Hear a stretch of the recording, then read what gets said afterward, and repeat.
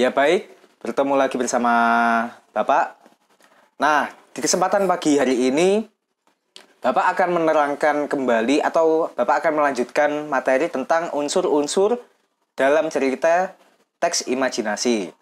Nah, pada minggu lalu, kalian sudah diajarkan oleh Bu Siska mengenai apa pengertian dari teks imajinasi. Kali ini Bapak akan melanjutkan bagian unsur-unsur dalam teks imajinasi. Baik, yang pertama, unsur intrinsik dalam cerita imajinasi.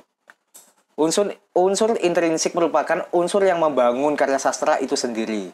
Nah, di sini ada 7 bagian.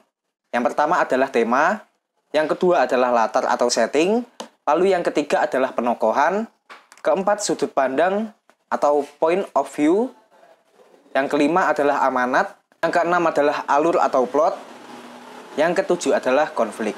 Baik, kita lanjut. Tema. Tema merupakan gagasan dasar umum, dasar cerita sebuah karya sastra yang digunakan pengarang untuk mengembangkan suatu cerita. Nah, tema ini biasanya diangkat oleh seorang pengarang tentang apa yang dia hadapi, masalah kehidupan. Contoh dari tema adalah percintaan. Percintaan ini ada berbagai macam. Yang pertama, cinta kepada Tuhan Yang Maha Esa, lalu cinta kepada tanah air, kepada negara, kepada orang tua, kepada binatang, teman, saudara, atau bahkan kepada kekasih. Lalu, ada tema juga yang mengangkat masa depan, tentang lingkungan hidup, atau ya banyaklah. Kalian bisa mencoba membaca kembali atau mencari karya sastra dan kalian bisa membacanya. Di situ terdapat banyak sekali tema yang diangkat. Baik, selanjutnya adalah latar atau setting. Latar merupakan tempat terjadinya suatu cerita yang berkenaan dengan waktu, lingkungan, suasana, dan terjadinya peristiwa yang diceritakan. Nah, di sini latar atau setting dibagi menjadi 2. Yang pertama adalah latar waktu. Latar waktu ini adalah kapan, apakah ini siang hari, apakah itu sore hari, atau malam hari. Nah, dan latar tempat. Latar tempat ini, di mana kejadian ini, apakah di pasar, apakah di rumah, apakah di lapangan, atau bahkan mungkin di taman. Nah, seperti itu. Lalu selanjutnya, ada latar sosial. Latar sosial ini adalah latar di mana kehidupan di suatu cerita imajinasi ini. Nah, latar belakangnya ini seperti apa? Apakah ini berada di Jawa atau berada di Sunda atau bahkan di Madura? Nah, seperti itu. Juga latar sosial ini bisa dikembangkan menjadi sebuah cerita, yaitu seperti ini. Di adat Bali ini menguburkan jenazah mayat ini dengan cara ngaben, yaitu dengan dibakar. Nah, itu adalah latar sosial. Baik, selanjutnya adalah penokohan. Penokohan, pelukisan gambaran jelas tentang seseorang yang ditampilkan dalam sebuah cerita. Hal ini sangat erat dengan gambaran tokoh yang diperankan berkaitan dengan ekspresi, gaya hidup, ucapan atau cara berbicara, dan aspek yang dilakukan dalam tindakan sehari-hari. Contohnya, kalian bisa baca di dalam PPT, teater yang bertema Presiden Jokowi. Nah, seseorang yang ditugaskan untuk memerankan sosok Jokowi harus mampu menirukan tindakan Pak Jokowi sehari-hari. Seperti bagaimana cara berpakaiannya, cara berjalan, berbicara, berbicara, dan lain sebagainya. Seperti itu. Lalu ada sudut pandang atau point of view. Sudut pandang ini merupakan cara pandang yang digunakan pengarang sebagai sarana untuk menyajikan tokoh, tindakan, latar, dan berbagai jenis peristiwa yang membentuk sebuah cerita. Sudut pandang ini ada 2, yaitu sudut pandang orang ketiga dan orang pertama. Nah, sudut pandang orang ketiga ini mengisahkan cerita yang menampilkan tokoh dengan cerita kata ganti orang ketiga. Apa sih kata ganti orang ketiga? Kalau kalian pernah membaca, kata ganti orang ketiga ini digantikan dengan ia, dia, mereka, atau langsung menyebutkan nama. Contohnya Pak Nathan sendiri, atau mungkin Bu Wahyu atau Pak Agus, seperti itu. Nah, lalu ada sudut pandang orang pertama, yaitu mengisahkan atau menampilkan tokoh-tokoh dalam cerita ini sebagai dia sendiri.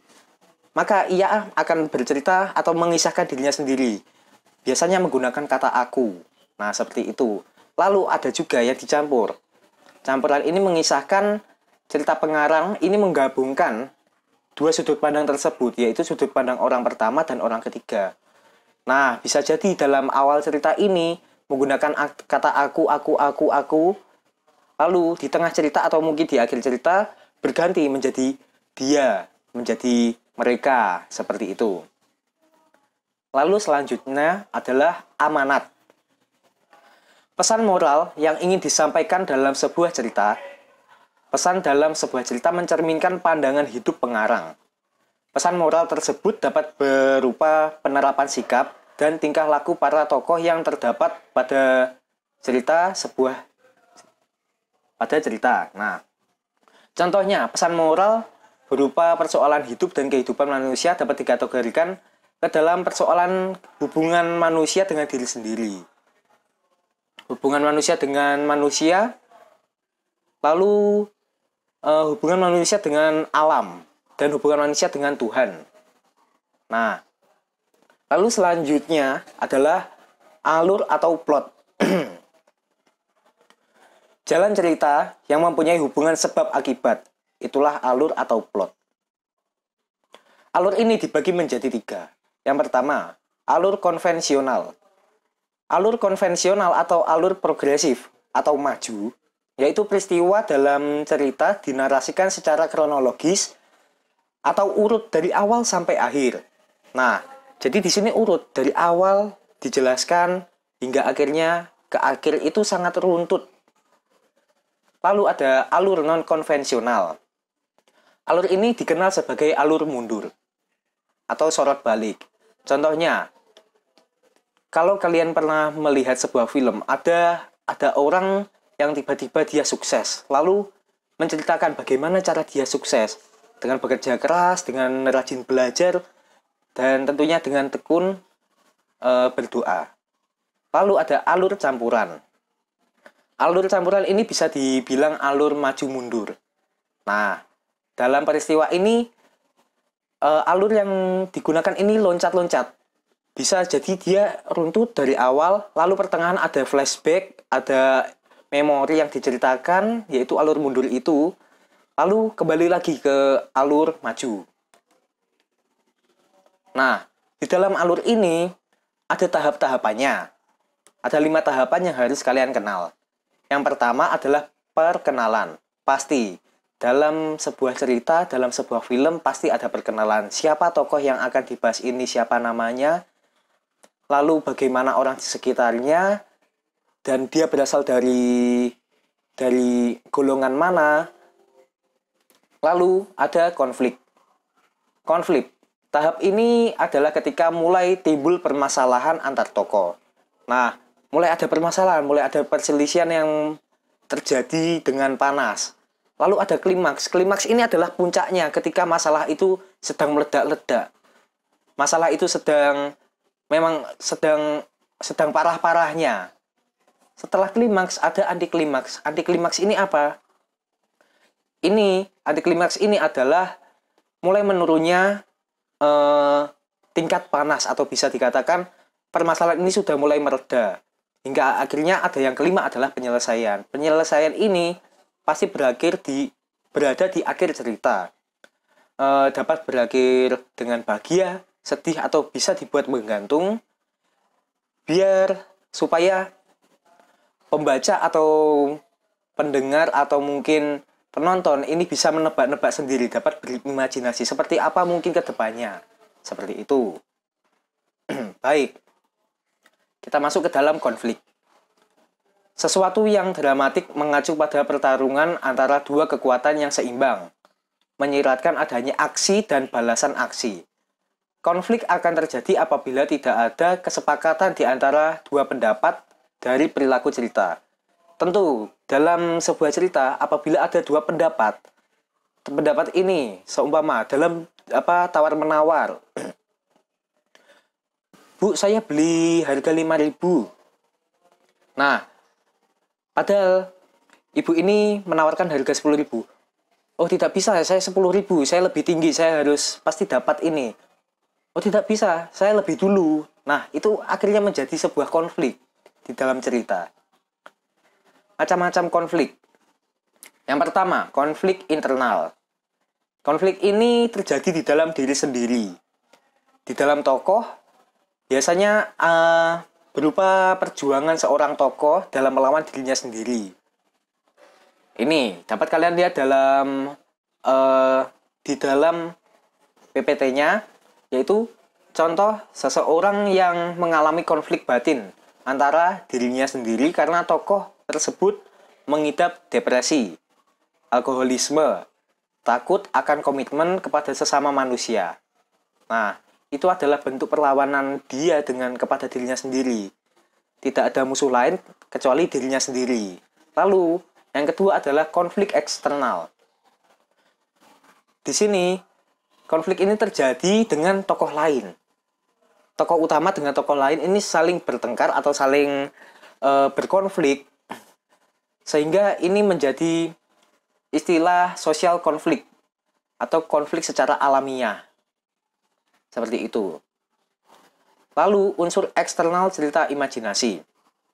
Setelah tadi membahas unsur intrinsik, pasti ada unsur eksternal. Nah, unsur eksternal ini ada 3. Yang pertama, bahasa, latar belakang pengarang, dan nilai yang terkandung dalam cerita imajinasi. Kita mulai dari bahasa. Bahasa pengarang berkaitan erat dengan unsur ekstrinsik karena bahasa merupakan sarana pengarang untuk menyajikan suatu karya sastra. Nah, contohnya seperti ini. Apabila pengarang tersebut berasal dari daerah Jawa, pasti ada atau bahkan banyak di karya sastranya itu mencantumkan beberapa kalimat atau kata itu menggunakan bahasa Jawa. Contohnya seperti nduk, terus Kang Mas atau dan lain sebagainya. Kalian pasti tahu lah. Lalu ada latar belakang pengarang. Latar belakang merupakan sejarah hidup pengarang dan juga sejarah hasil karangan-karangan yang ditulis sebelumnya. Latar belakang terdiri atas biografi pengarang, kondisi psikologi pengarang, dan aliran sastra yang dianut pengarang. Contohnya, biografi penulis novel Boy Chandra. Siapa yang nggak kenal sama Boy Chandra kan? Nah, Boy Chandra ini lahir dan besar di Sumatera Barat. Pernah kuliah di jurusan Administrasi Pendidikan di Universitas Negeri Padang. Boy Chandra ini aktif di organisasi komunikasi dan radio di kampus. Menulis rutin di blog Rasa Lelaki blogspot.com. Aktif menulis sejak tahun 2011. Selain ingin terus menulis novel dan buku fiksi lainnya, juga memiliki cita-cita menerbitkan buku puisi. Buku yang sudah terbit antara lain Origami Hati tahun 2013. Setelah Hujan Reda tahun 2014, Catatan Pendek untuk Cinta yang Panjang tahun 2015, Senja, Hujan, dan Cerita yang Telah Usai tahun 2015. Itu salah satu karya-karya dari Boy Chandra. Lalu selanjutnya adalah nilai-nilai yang terkandung dalam cerita imajinasi. Cerita imajinasi mengandung nilai kehidupan yang berlaku di dalam masyarakat. Nilai tersebut meliputi nilai moral, sosial, budaya, atau adat istiadat, dan religi. Nah, di sini nilai-nilai dalam masyarakat ini pasti akan nampak di dalam setiap cerita. Contohnya, setiap mungkin ada ketika ada tamu yang berkunjung di suatu tempat. Nah, di situ di dalam cerita akan diceritakan bahwa masyarakat akan mengadakan pesta penyambutan dengan berupa tari-tarian atau jika di Ponorogo dengan cara tari reog, nah seperti itu. Lalu selanjutnya adalah nilai-nilai yang terkandung dalam cerita imajinasi. Cerita imajinasi mengandung nilai-nilai kehidupan yang berlaku dalam masyarakat. Oh, ini yang tadi. Selanjutnya ada 5. Yang pertama adalah nilai moral. Nilai moral merupakan nilai kehidupan yang berkaitan dengan akhlak dan budi pekerti, baik atau buruk. Contohnya, berbakti kepada orang tua, jujur, sabar, dan ikhlas. Itu termasuk nilai moral. Lalu yang kedua ada nilai sosial. Merupakan nilai kehidupan yang berkaitan dengan norma atau aturan dalam kehidupan masyarakat. Contoh nilai sosial yang sering itu saling memberi atau tenggang rasa atau saling menghormati. Nah, di dalam cerita mungkin kalian pernah menemukan ada masyarakat yang saling bergotong royong, ada masyarakat yang saling kerja bakti, itu nilai sosial. Lalu ada nilai budaya, merupakan nilai yang berkaitan dengan kebiasaan atau tradisi yang berlaku di dalam masyarakat. Contohnya, jika ada warga yang meninggal, pasti akan mengadakan 7 harian atau 40-an. Nah, seperti itu merupakan nilai budaya.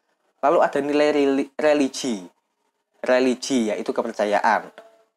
Berkaitan dengan agama, pasti tentu saja. Contohnya, jika ada seseorang di dalam cerita ini diceritakan dia sangat rajin beribadah, rajin sholat. Nah, itu sudah termasuk nilai religi yang dicantumkan ke dalam sebuah karya. Lalu ada nilai politik. Ini mungkin jarang bagi kalian untuk tahu, tapi pasti ada beberapa dan bahkan banyak yang kalian tidak tahu. Nah, nilai politik ini berkaitan dengan gejolak tata pemerintah di suatu daerah. Tentang kebijakan, tentang apa yang pemerintah menurunkan peraturan apa. Nah, di situ bisa dicantumkan. Ya, itu yang terakhir. Terima kasih. Nah, mungkin sekian dulu dari Bapak pada pagi hari ini. Kurang lebihnya mohon maaf dan selamat belajar.